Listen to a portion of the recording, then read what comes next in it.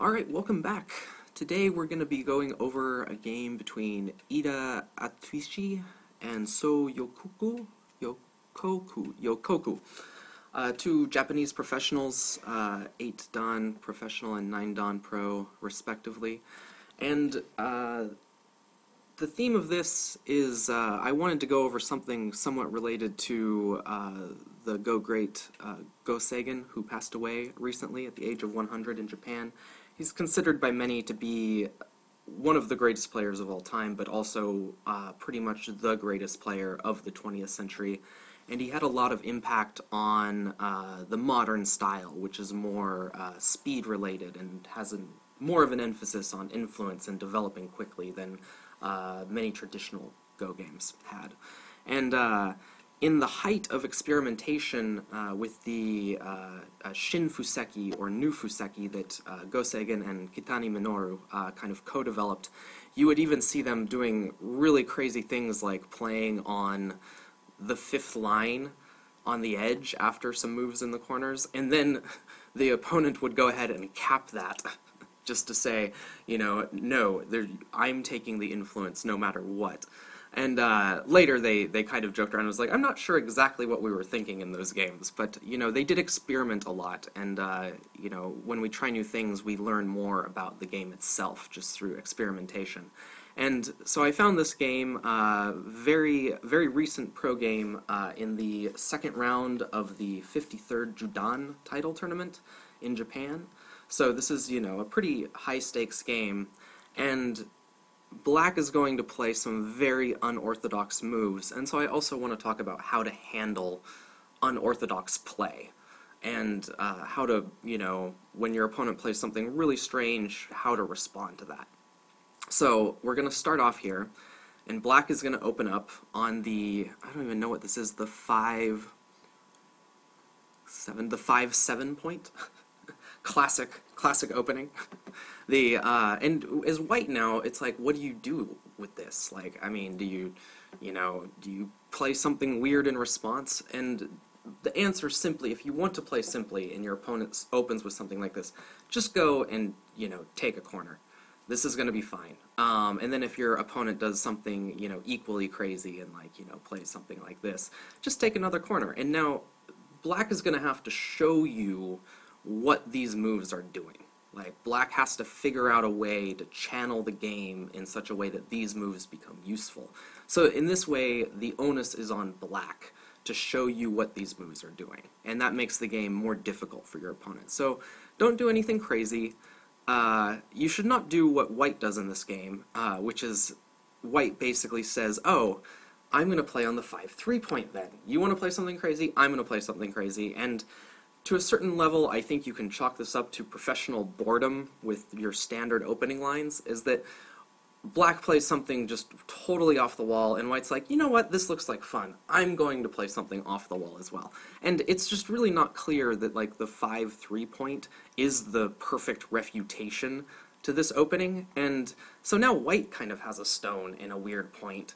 And, you know, to a certain sense, White is playing into Black's game here, which is not something you always want to do, but like I said, you know, I think in this case, White was just like, oh, you're going to play weird moves? Let's just have a weird game then. So Black takes another point, super high, on the other side of the board, and now White plays another 5-3 point, and this is where it's just kind of like White's definitely playing into Black's game at this point. And I guess that, you know, if they're having fun, that's the main thing. So, and I will tell you that for such a weird opening so far, this game goes down to a half-point margin of victory. So, we're going to follow along with this and see what happens as this game goes along. But this really high influence-oriented style of play was something that was pioneered by Go Seigen and Kitani Minoru. And so this is kind of gives you a feel of what the Shin Fuseki, you know, sort of experimented with in its more radical days, before they settled down and just, you know, started playing 4-4 points for influence. And interesting side comment, Go Seigen was such a speed-oriented player that he said that opening with stones, 2 stones on the 3-4 point, was just too slow. Like, so in his opinion, this opening was just too slow. You needed to have at least one of your opening stones on a 4-4 point to be playing at an acceptable speed. So, that gives you an idea of how quick his Go game was oriented.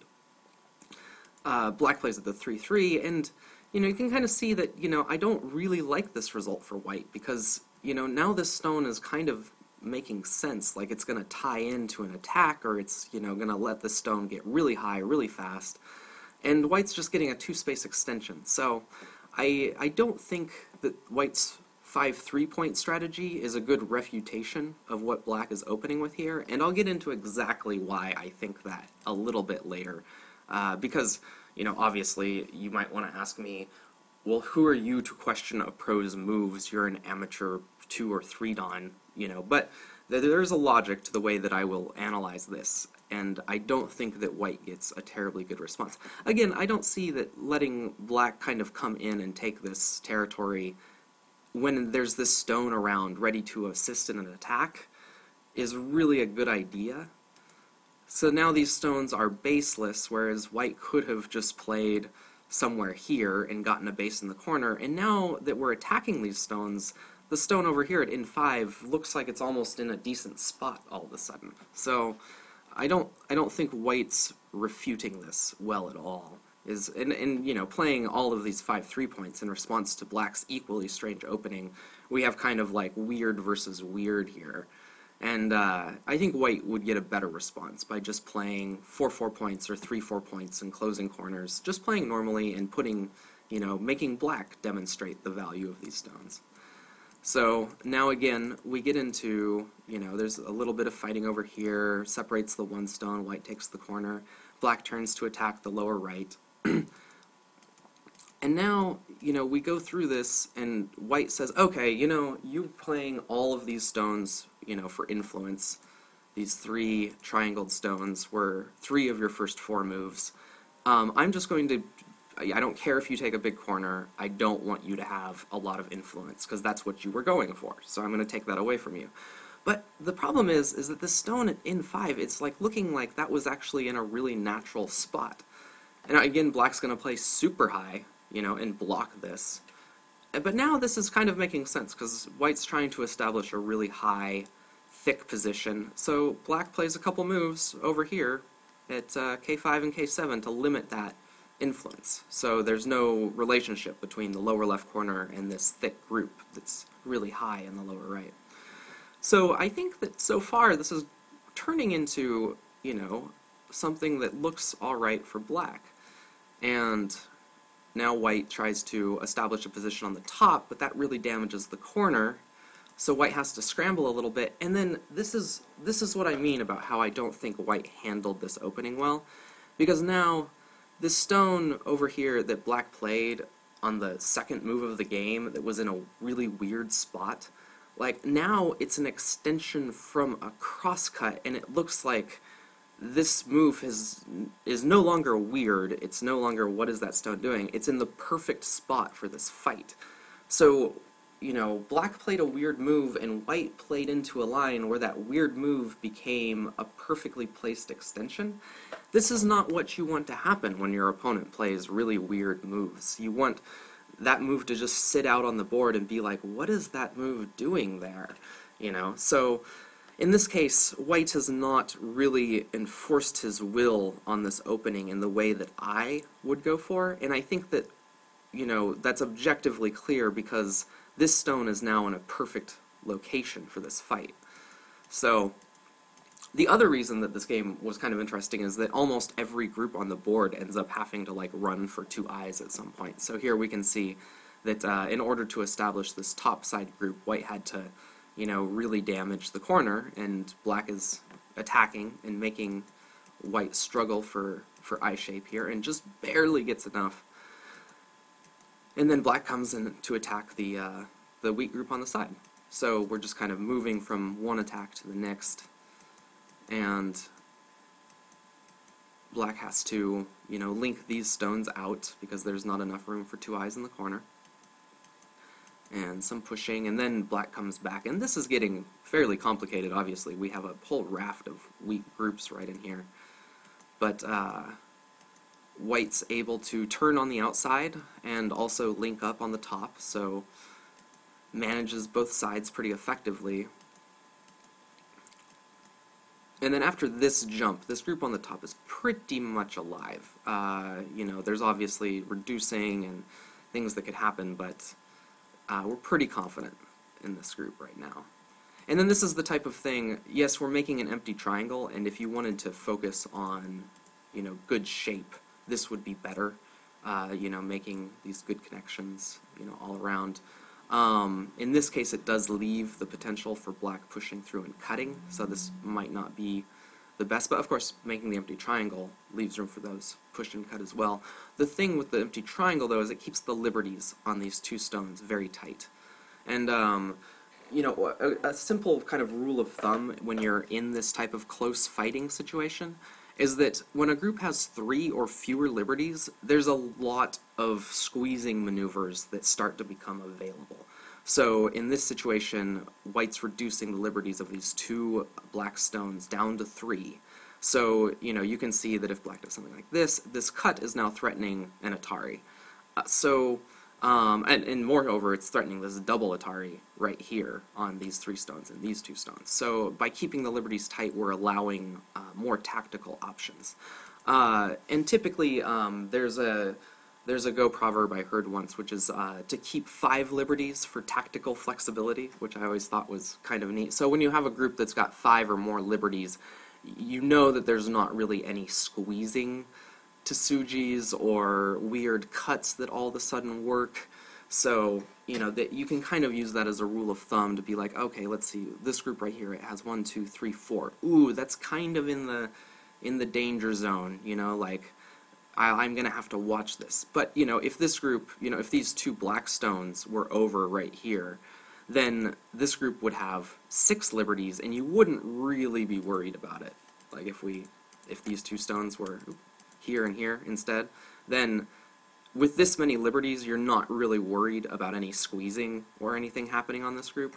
But when you're down to 4, then things get a little dicier. And then obviously, if this were like this, and there were only these 2 liberties, you know, now we can see that, you know, any cut, you know, these Ataris become available. So just a rule of thumb to think about.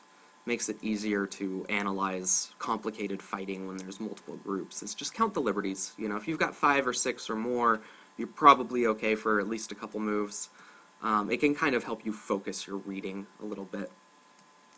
So white jumps out, maintains this group, and now you'll notice that this whole black group over here is starting to get in a little bit of trouble because there's only 1 eye in the corner, and I think black even needs the first move. Yeah, if white Hane is here, there is no eye in the corner. And so this whole black dragon needs to establish some sort of base for itself. So, you know, white turns, black plays here, threatening to link up, white separates. Now black's going for just eye shape on the side. And this is kind of the point, too. It's like, okay, remember back in the beginning of the game when black played these 3 really bizarre moves? It doesn't look like black's moves are that bizarre anymore. Like, even this one is a little weird with regards to the edge, but you can see it's definitely reinforcing. Like, this group can jump out to connect to this stone. Easy peasy. So, you know, for playing 3 really bizarre moves at the beginning of the game, it doesn't seem, at this point, like black has played any weird moves. And like this one's still a little awkwardly placed with regards to the surrounding stones, but it's also making a fair amount of sense with this weakish group over here. So, I just don't think that this opening went white's way because of that. It seems like, you know, and even now, like, white's having to play this connection, which is really slow because this stone is here. So, you know, ideally, if your opponent plays something weird, you don't want to just let them into a line where that move makes sense. Now, this is going to get really interesting over here. This is a little bit of a probing move over at B7 right here. So, basically, you know, what we can look at is black could also think about doing this. But of course, this allows white to potentially come through like this and Atari and, you know, cause havoc and mayhem, seal off this edge. There's different Aji there. So what white wants to know is this Aji on the outside going to be there, or is this Aji on the bottom going to be there? Because now white can play and knows exactly which sequence, black is going to choose. Because, we might get somewhere in the future where, white wants one of the two to happen, but then black can deny that by playing the other one. But if white plays it right now, well, we could just follow up immediately and say, okay, I wanted to do this because this outside squeeze or coming underneath, is Miai. I can do either one, so now I've kind of scooped out some of black's eye space. But in this case, white's not even going to follow this up. White just wants to know which of the, two sequences is going to be available in the future. So now white goes back to the outside and says, okay, I know that now. Now that I know what's there, I can play these moves. And again, white's connecting up, trying to surround two stones. Black is likewise connecting out with this group on the bottom. And I think black figures that, I've got probably one eye here. As long as white doesn't play a move to connect back out, I can come down and get probably two on the side, and there's this eye on Gote on top. So I should be okay with that group. Now white starts to activate this Aji, but again, takes it to a certain point and says, okay, I'm good. I'm gonna play some moves over here, and I can always come back to this. So now again, white plays this sequence, and this is all well and good, but black's able to cut here largely because of this weird move black played at the very beginning of the game. And you can see as this sequence plays out, this weird move at the beginning of the game is now like this Hane at the head of two stones. It's just perfectly placed in a later fight. And that's just not what you want when your opponent plays really bizarre, unorthodox moves. You want them to look weird later. You want to choose a sequence that they're not useful in. And the way white just plays into these stones through this whole game makes me feel like, black got off a lot easier than he maybe should have. And again, to a certain degree, I attribute this to just professionals wanting to have fun and being like, you're going to play that weird opening, I'm going to play something weird too. That way we'll have a weird game, we'll learn something, we'll have fun, all this good stuff. So again, white makes a small group up here. There's a lot of small groups on the board, and not very much territory. I mean, white's got this corner area, black's got a little on the edge. I mean, this is a very low-scoring game, so it's kind of interesting. Black comes out with the two stones, just barely manages to get back and linked up, but now white pushes into the eye space, and the situation starts to get kind of dire for black. And, white has to come back and protect right here. And now black really needs to do something, because if white plays at this point and captures this one stone, there's an eye in Gote here and an eye in Gote there, but if black takes this one, white will destroy this eye and vice versa. So this is now necessary to keep this whole black dragon running around this, a third of the board here from dying. So this becomes a very important move. White sort of gets to seal off the corner, but I mean, this is just not very much territory. But then again, neither is anything that black has either, so we're just kind of playing very small scale. And now, this upper group has become fairly weak now that it's totally sealed in. There's no way to jump out and get more eyes anymore. Like, if we go back several moves before this white invasion here, it's not so bad before black gets this wall right here. Like, you can see, in this situation, it's still pretty clear that white can jump out, lean on stones. Like, this group is not really attackable at the moment. But flash forward, at this point, now that it's sealed in, you should definitely be looking at this and being like, is that alive? I'm not 100% sure that it is alive. So, eventually, once, neither player has the time, because this is a bigger group that white's attacking. So, black can't tanuki to try and kill this upper side because it's not big enough. And there would be a capturing race question, but you know, if you attack this and fail and white gets sente, then you lose a lot more. So, and this is likely to have a fair number of liberties, and even though this is big, there's a lot of cutting points. These are going to get these liberties are going to get reduced really fast. So, some maneuverings in the corner, and then black plays this Hane to start cutting down the eye space. There's just a few forcing moves here, so you can see, you know, these how quickly these liberties dwindle. And then white comes over to, you know, kind of seal off this upper area a little bit better. And these are forcing, you know, so have to respond. This is also forcing against the corner, so white's, you know, using all of these forcing moves first. And they often say force before defending. You know, this is kind of the circumstance in which that applies, because black has to respond, because this attack on these white stones isn't going to make it if this corner dies. So you can, any move that threatens to kill the corner is absolute sente in this circumstance.